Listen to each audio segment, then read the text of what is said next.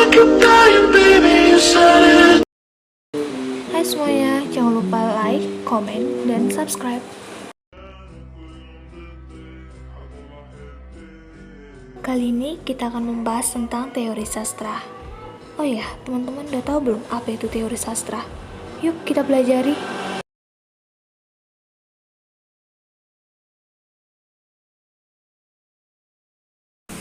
Apa itu teori sastra? Teori sastra adalah cabang ilmu yang mempelajari tentang prinsip-prinsip, hukum, kategori, kriteria sastra yang membedakannya dengan yang bukan sastra. Secara umum, teori adalah suatu sistem ilmiah atau pengetahuan sistematik yang menerapkan pola pengaturan hubungan antara gejala-gejala yang diamati. Hakikat sastra dan dua lingkup ilmu sastra. Menurut A. Tetew, sastra dideskripsikan sebagai segala sesuatu yang tertulis, pemakaian bahasa dalam bentuk tulis. Sementara menurut Jacob Sumarjo dan Saini KM mendefinisikan sastra dengan 5 buah pengertian.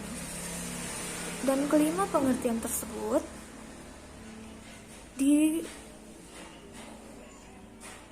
dibatasi menjadi sebuah definisi, yaitu sastra adalah ungkapan pribadi manusia yang berupa pengalaman, pemikiran, semangat, dan keyakinan dalam suatu bentuk gambaran konkret yang membangkitkan pesona dengan alat bahasa. Macam-macam teori sastra. Pertama, teori struktural merupakan sebuah teori sastra yang digunakan untuk menganalisis karya sastra berdasarkan strukturnya. Yang kedua, teori psikologi sastra. Dianalisis berdasarkan sudut pandang psikologi dan bertolak dari asumsi bahwa karya sastra selalu saja membahas tentang peristiwa kehidupan manusia yang merupakan pancaran dalam menghayati dan mensikapi kehidupan. Yang ketiga, teori kepribadian Abdul Aziz. Teori kepribadian Abdul Aziz merupakan teori yang menganalisis sisi kepribadian yang ada dalam karya sastra. Yang keempat, sosiologi sastra. Dianggap sebagai cerminan dari kehidupan sosial masyarakatnya, maka karya sastra bersifat unik. Yang kelima, kritik sastra feminis. Para kritikus sastra menginginkan suatu hak yang sama dalam mengungkapkan makna baru dalam karya sastra, serta menentukan ciri relevan yang ada dalam karya sastra. 6. Resepsi sastra adalah kualitas keindahan yang timbul sebagai akibat hubungan antara karya sastra dengan 7. Teori Marxis memberikan penekanan terhadap kehidupan manusia.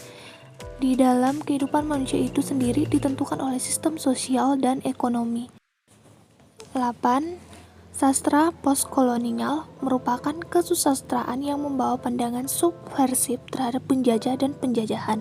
Yang kesembilan, stilistika studi sastra merupakan ilmu yang menganalisis cara penggunaan dan gaya bahasa dalam suatu karya sastra.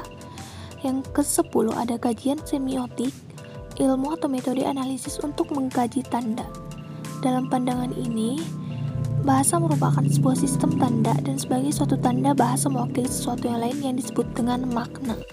Ilmu sastra meliputi 3 bagian. Yang pertama teori sastra, yang kedua kritik sastra, dan yang ketiga sejarah sastra. Ketiga ini memiliki keterkaitan satu sama lain. Dalam perkembangan ilmu sastra, pernah timbul teori yang memisahkan antara ketiga disiplin ilmu tersebut. Khususnya bagi sejarah sastra, dikatakan bahwa pengkajian sejarah sastra bersifat objektif, sedangkan kritik sastra bersifat subjektif. Di samping itu, pengkajian sejarah sastra menggunakan pendekatan kesewaktuan. Sejarah sastra hanya dapat didekati dengan penilaian atau kriteria yang ada pada zaman ini. Baik, jadi itu sedikit yang bisa saya bagikan ke teman-teman semuanya, kiranya dapat membantu. Terima kasih.